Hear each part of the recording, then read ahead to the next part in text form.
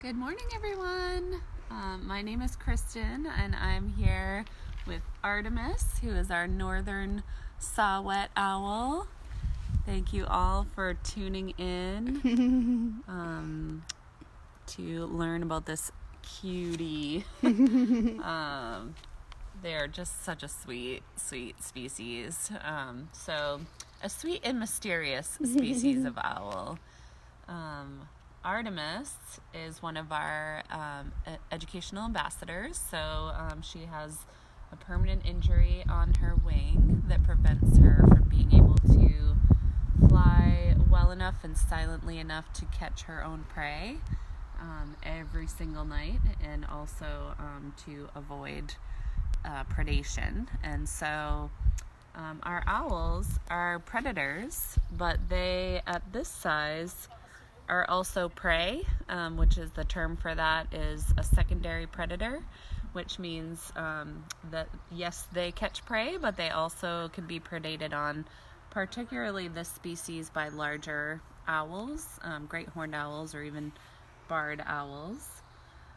So she was unfortunately hit by a car. She was brought to Tufts Wildlife Clinic in Grafton, Massachusetts, one of our partners. And they rehabilitated her, and she looked pretty great, except for some primaries that weren't growing back in correctly, and they even gave her an entire year to try to molt her feathers to see if she could be released, because for wild animals to be outside in the forest in their natural habitats, eating wild, nutritious foods are definitely the best thing for them. But unfortunately, the damage was permanent, so she lives with us. She's been with us for going on 4 years now, and we just adore her. She is just so sweet. Definitely the smallest species of owl that we have around here. They are really about the size of a robin. That's just so crazy to think about, an owl the size of a robin. And they really actually love this habitat that we have around here, an older forest. That's their preferred habitat.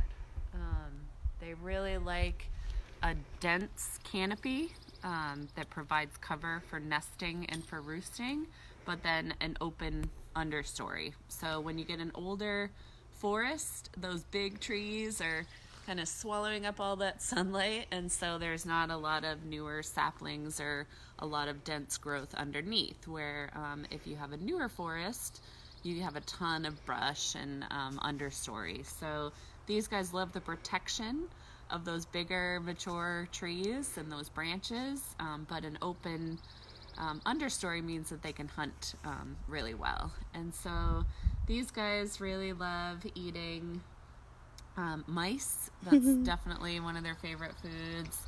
Mice and voles and moles, those kind of smaller but beefy species. During migration, and we can talk about their very special migration, they also might take birds like titmice and juncos and chickadees. And then if they're learning to hunt, or if there's not a lot of prey available, they will resort to grasshoppers and crickets and insects as well. We have some hellos. Hi, everybody. Hi, Christopher and Diana from Ohio. Hi, Kristen Brewster and Caitlin. Hi, Megan from Lincolnville. Hi, Mary. Good morning. Good morning. Hi, Beth and Joe. Hi, Megan. Hi, Ryan. Caitlin says, love you and Miss more than I can say, little Missy. Caitlin is one of the handlers of Artemis that doesn't get to take her on as many walks this around now. It's only temporary, I know. Caitlin. She'll be back soon. Yeah. Thank you guys so much for tuning in, letting us know that you're here. We love being able to say hi to everybody. Also, leave any questions that you have down below and we can answer them as well. And then there's also a donate button. So thank you so much for donating to the Center for Wildlife. All of the donations you guys give us go right to the care of little Artemis here and all of our ambassadors and patients. We're definitely ticking up. We have quite a few little baby squirrels, baby birds, all sorts of little babies coming in. So we're excited. But thank you all so much for donating. Yeah, and we love these virtual morning meetings. We present about 400 programs a year, and obviously with the quarantine and the virus, we can't present any of them, and that income actually goes in to subsidize the work that we do in the clinic. And like Katie said, we'll go from about 50 patients and ambassadors to 300 starting about now. So we rely on that funding.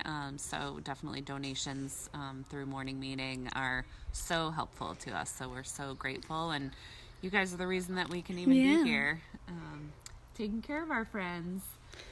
So this is, and definitely ask questions. We'd love for this to be interactive. So this will be coming to nesting season for our northern sawwhet owls, and they're more of a northern species, so they can be found kind of year round, as like New York, Massachusetts, New Hampshire, up through Canada.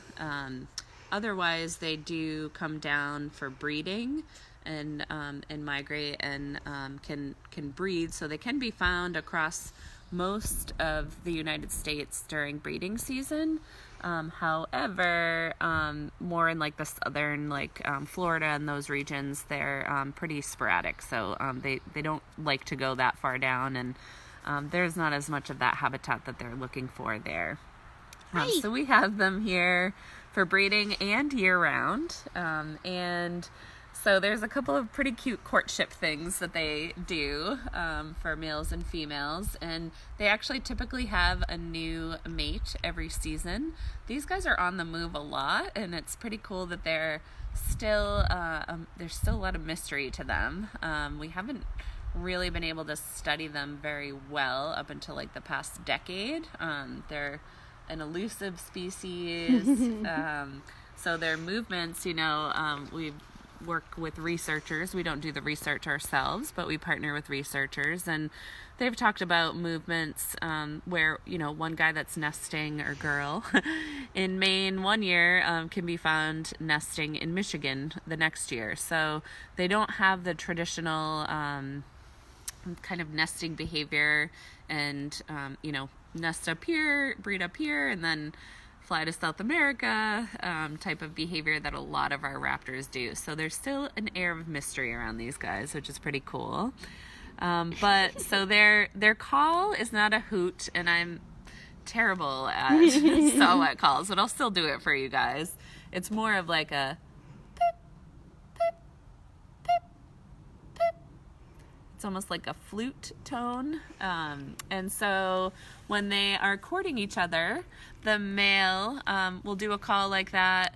The female will let out some kind of like whistles and buzzes, and the male will actually circle the female about 20 times and then come down and present some food to her, so a prey item. So like he'll do this little, do his calling, he'll do a dance, which really includes a cool flight demonstration, and then he'll come down and say, "Here, I present you with this meal." So he takes her out to dinner, which is pretty fun.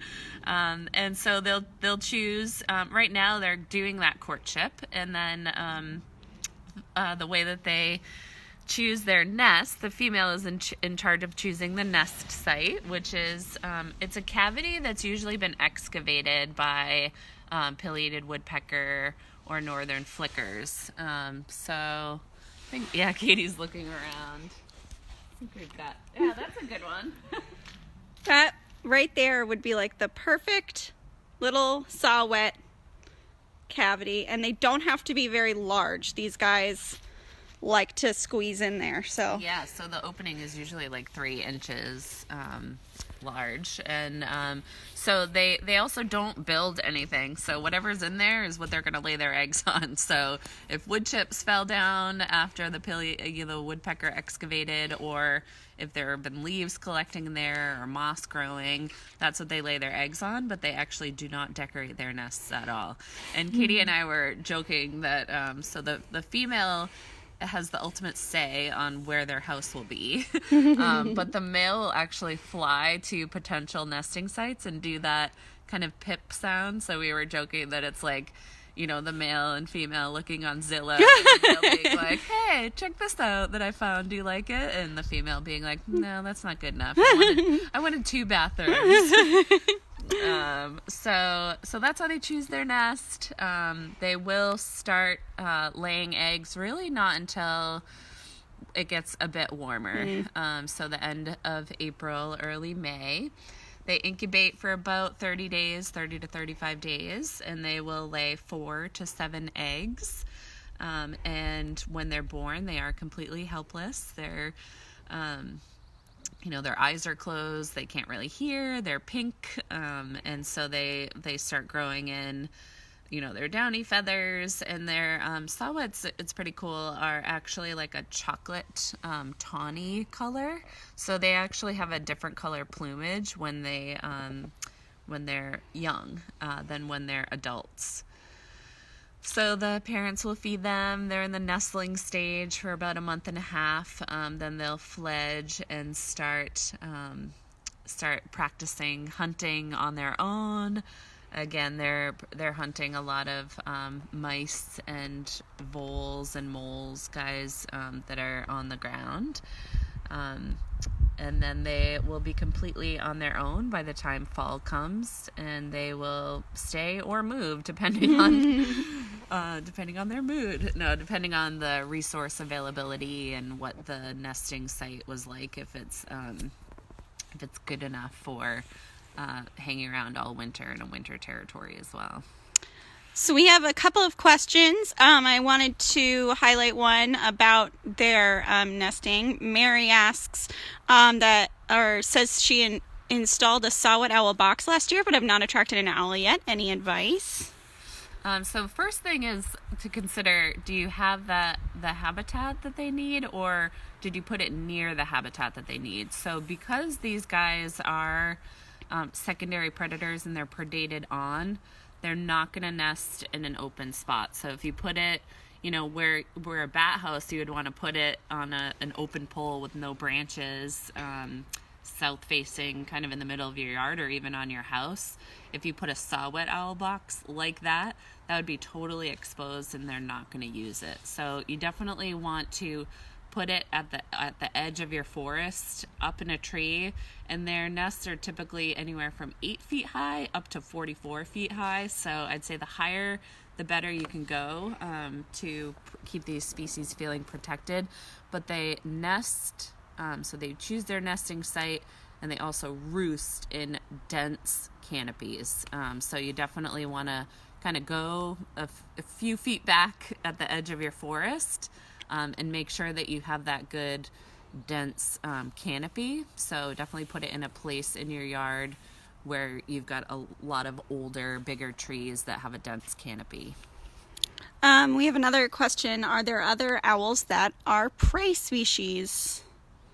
Like other smaller species of owls? So actually, great horned owls will eat any other owl in their territory, which is a good point of why we're very careful about releasing our patients back exactly where they came from, particularly if they are a big prey or predator species like a great horned owl.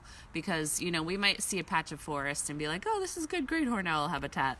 But maybe because there's no great horned owl there's a pair of sawwhets, there's a barred owl. So really, great horned owls will predate on even barred owls. Our eastern screech owls could be prey for great horns and maybe barred owls, but not really. But these guys would be prey for barred owls and great horned owls. Great question. I know it seems wrong, but it's just the way that they balance their ecosystems and make sure that there's the apex predator, the secondary predator. It's like the big the fish prey. eating the little fish, eating the Yeah. little fish keeps the whole pond stocked. Good question. Abby from Hampton wants to know why she has such big eyes. It's a great question. Awesome question. So our owls see a lot differently than we do. And these guys, that's a good point too. So where our great horned owls and our barred owls can be crepuscular, meaning they can also hunt at dusk and dawn. They can come out on cloudy days. Because these guys are afraid of being predated on, they really only are strictly nocturnal. So they're only coming out and moving under the cover of darkness so that they have less chance of being predated on. If they came out during the day, beyond the great horned owls and the barred owls, they'd have to worry about Cooper's hawks and red-tailed hawks and sharpshins and falcons. So they only come out at night, so they're very strictly nocturnal. And owls' eyes are actually shaped differently than ours are. They're more like giant tubes set in their head that hold a lot more cells and different cones and rods that allow them to see 10 times better than we can in the dark. And they can also see into the ultraviolet spectrum. So I know we've shared before, it's kind of cool. So they can actually see if they're coming out in the dark and they're flying and there's a mouse or a vole or a mole on the forest floor and that animal is running and peeing at the same time, that actually lights up just like a black light can light up any foreign substances. That lights up a map really to where their prey is on the ground. So their eyes are a huge structure for them, and we've got all of our different senses, right? Touch, taste, smell, sight, hearing, and so these guys definitely have adapted and evolved to heavily utilize their eyesight and also their hearing.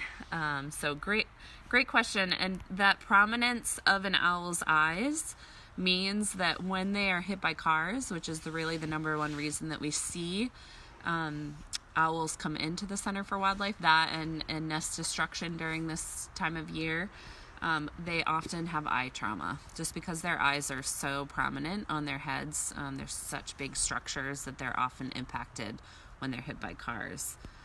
So they use their eyesight and also their hearing. So their hearing is pretty amazing. If you guys notice, do you notice that her feathers are, they're patterned and shaped very rounded around her head? And owls have what is called a facial disc.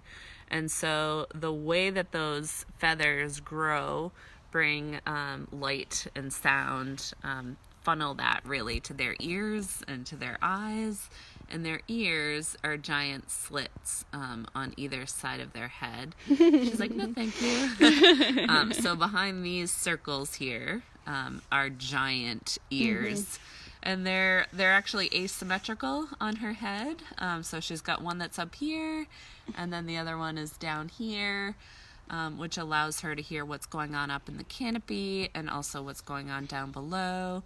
And if she is flying through the forest and she's turning her head, she can actually triangulate sound and pinpoint where prey is under the leaves, which is really cool.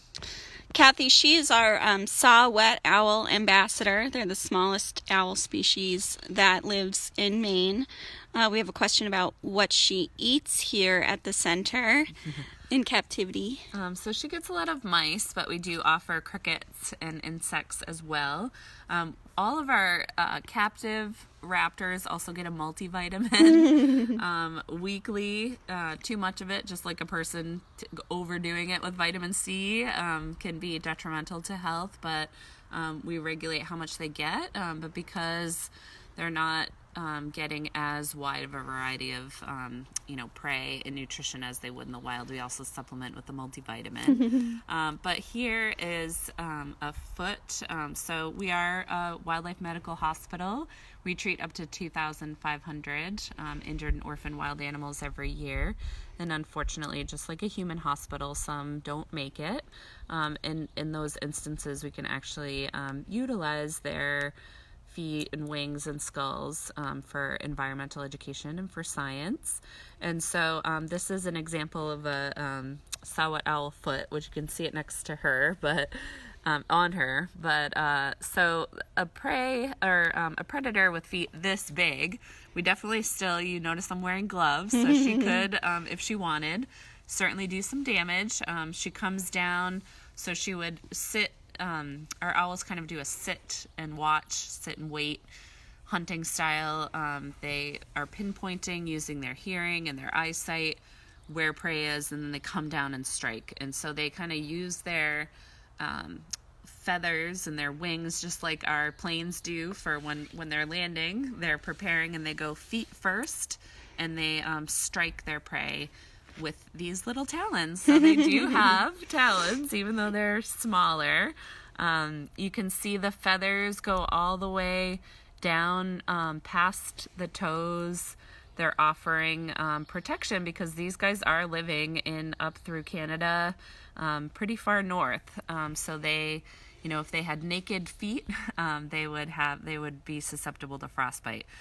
So a foot this big can take, she weighs like a quarter of a pound. Yeah, not barely. So she's really not going to be taking prey much bigger than, a mouse or a vole.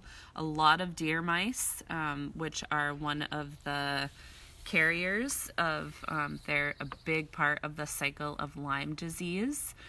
So the deer mice that our sawwhet owls, particularly if they're raising families, are taking out of our local habitats, have a big impact on the spread and the amount of Lyme disease out there. So we don't always think about those connections of our sweet, beautiful, gorgeous wildlife and the diseases that we're facing, because those can sometimes be invisible to us, but these guys have something to do with that. Just so sweet. Yeah. Thank you guys so much for tuning in and checking in. Just as a reminder, there is a donate button down below, so please feel free to click that and donate to the center and to Artemis's care. For Beth, this is Artemis, our little sawwhet owl here, and this is Kristen Lamb, our executive director. So thank you guys for tuning in. If you have any more questions about Artemis, please let me know. We have one from Jamie. How long have you had her? She seems very calm and content. So we've had her, she came to us 4 years ago, and their personalities, Katie and I were remarking before we started, are they're so secretive, and they really only come out under the cover of darkness, and they're nesting and roosting really far up in those trees and older mature canopies. So they're a species that a lot of people have, especially like older naturalists, have reported just coming across them and hiking on trails in the White Mountains or in Canada, and just remarking that these guys kind of just inquisitively check out humans. So they tend to be a more mellow species to begin with. However, just like any species, there's a wide variety of personalities and temperaments within individuals. But yeah, we've had her for 4 years. She was at Tufts and Care for 2 years. So she's definitely an older sawwhet as well. But any of our ambassadors, hi, am I telling you a story? Okay. Thank you guys so much for donating. We've had a couple of donations. That's so thank sweet. You. Yeah, we actually don't receive any state or federal funding for what we do either. So we rely completely on donations, and donations of any size all add up to us being able to be here and care for these guys, no matter what is going on in the outside world. Yeah, you guys actually get to see Artemis more than a lot of people that visit do, because she is actually retired. She lives, or until recently has lived inside. She is a senior ambassador. She's at least 6 years old, more than that most likely, and in the wild they really would only live to be like 6 or 7 years old, and they can live longer in captivity, but she's up there. She also in the last year or so has developed some loss of vision, so keeping her safe and inside where she can't bonk into things has been important, and that's why you might notice that she seems to be staring at things that are not necessarily us, because she has lost most of her vision, but she is doing really well. She's really healthy and happy. She's recently gotten outside and enjoyed the sunshine, so we're really happy for her. Thank you guys so much. Thank you, Colleen, for donating. Thank you. Thank you, guys. Good job, Artemis. She's like, okay, I'm cold. She is a little chilly, and like Katie said, we brought her in for the winter to make sure that she could remain comfortable in her older age. One thing, we can actually just walk quickly over to this tree. Their camouflage is so amazing. So think about if she were roosting in a tree, it just would be so hard to spot these guys. I believe that I found or seen them fly over just because I heard that kind of pip call. So definitely go on like Cornell Lab of Ornithology, or Katie likes like the BNA Birds of North America website, and you can hear their different calls. Are you hiding? So great camouflage for where they would live. She's so sweet. And even when she was living inside for the winter, is that food? I know. We should have brought. I know. We could walk in and get some mealworms. You guys want to see her eat some mealworms? And then we'll take any last questions. Yep, this is Artemis, and it's interesting, just like our seniors, she seems to have a little bit of trouble thermoregulating, which is, interesting. As we get older as people, we experience that too, and so she just gets a little chilly. Yeah. She's like, oh my goodness, and we can tell that she's feeling cold if she fluffs up her feathers more. Yeah. That's to increase the amount of insulation that she has. That's actually a good point, as you guys are kind of at home observing a lot more. Yeah. Sometimes people look at a bird that has fluffed up feathers like, oh, it's really fat. Oh no, they locked us out. We've locked our doors to make sure that people don't surprise us. We're trying to limit the use of the building. So this is our medical clinic and our front office. Some of you guys may recognize. Would you like some mealworms? So we'll just offer her some mealworms so you guys can see her throwing those back. She's like, I don't. Sweet. She might not recognize that it's a living, moving food item. Nope. Never mind. Oh, yeah. We'll probably just let her get toasty and warm inside again. And thank you guys so much for tuning in. We really missed being able to host people on site for tours and programs. But we're psyched. I know a lot of people have been using these morning meetings as part of their science curriculum. That's awesome. Which is so great. So hope everyone's staying safe out there, and we will be here just in a different way, and we'll all get through this together. So thank you guys so much. Thank you. Thank you, everybody. Bye.